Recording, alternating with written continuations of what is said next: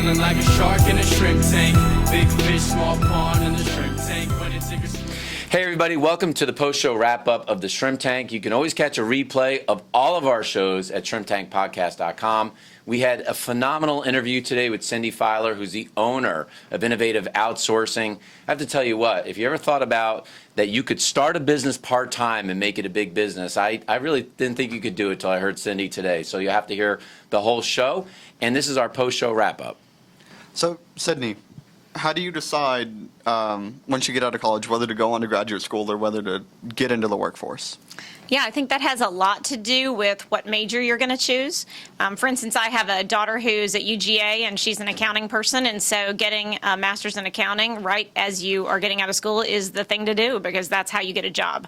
I also have a son who graduated from UGA, and he was a communications major, and he works for Chick-fil-A, and he didn't need a graduate degree to do what he's going to do. So I think it really all depends what you want to do with yourself and what your major requires. And sometimes it's not great to have too many degrees and no work experience because then it just kind of looks like you decided to stay in school and not actually get a job. So you got to be careful not to have too many degrees before you try to get your first job. So, Cindi, I've seen you speak. I've had you come speak, and you are really good at scaring our audience. Because you've got all of these like horror stories in HR and things entrepreneurs did wrong. So what can our listeners learn from that? Yeah, I always hate when I scare people. However, one of my jobs is to make sure people understand what they don't know.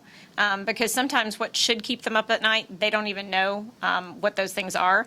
So I think one of the biggest things that we've seen changes in these 22 years I've been doing this is that people that, or it's not that the laws changed, it's that the enforcement of them changed. So small business owners under 100 employees never used to get under the law for a lot of things like employee versus contractor or I-9s or all of those things that we all knew we were supposed to do or we all thought we were supposed to do, but now they're getting fines for that, and they're starting to see those fines mount up $10,000 and more. So it's best to scare them so that they do things proactively and get things done ahead of time instead of get the letter on the back end and then have to pay the fine. So I like to scare people, not to make them sad, but just to make them realize that if they just put in the time ahead, it would be better for them.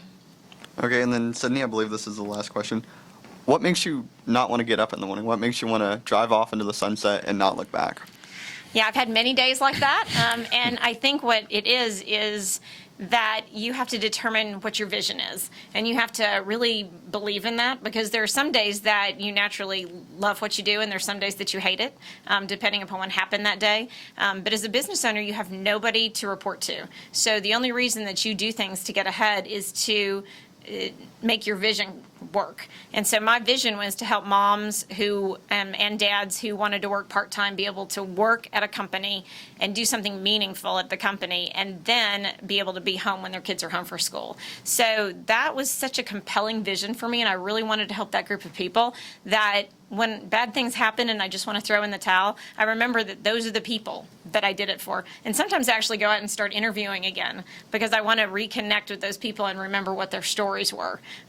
Because sometimes now I don't do that as much and I forget why I did it. And so when I reconnect with them, I go, oh yeah, that's exactly why I did this. And so sometimes those bad days aren't so bad and I can get through them.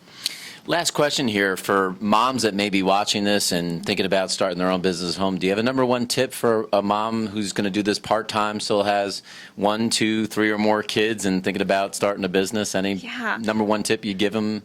You know, I look back and this 20 years has been phenomenal. It's been so fun to get to start a cool business, help some people, and also be at home with my kids. So I absolutely think people should do it. I would say that probably setting a really good boundary of how many hours you feel like is the appropriate number to work and not changing that boundary just because market things may look like it could make you a bigger business. You have to determine what's important and stay with those boundaries because that's hard to do if you're driven and if you like to accomplish things. things, it's hard to dial it back. Well, thanks for coming on the program today. For those that are watching the wrap-up, how would somebody get in touch with your company if they want to learn more about not only you, but potentially their small business? They may need to get some part-time outsourcing, or there's somebody out there that might want to become a candidate who wants to be outsourced. How can they get in touch with you? Yeah, so we're always looking for new candidates, and we're always looking for really quality business owners that kind of can value that part-time feel. So they can go on our website. It's www.innovative-outsourcing.com, or they can hopefully Google us on part-time staffing or innovative outsourcing and find us, and they can just get in touch with us that way. You ought to check it out. It was a great interview today. If you haven't been down in Kennesaw State as of late to see the explosion that's happening with the entrepreneurship school, you really, really should. I think it was most interesting from this wrap-up. It's not just knowing what you know as an entrepreneur. What Cindi talked about here is trying to figure out what you don't know. And that's what often happens to entrepreneurs that crushes their business. Always check out the replays of all of the broadcasts at shrimptankpodcast.com. Thanks again, Cindi, for coming on the show today. And this has been your post-show wrap-up of the Shrimp Tank.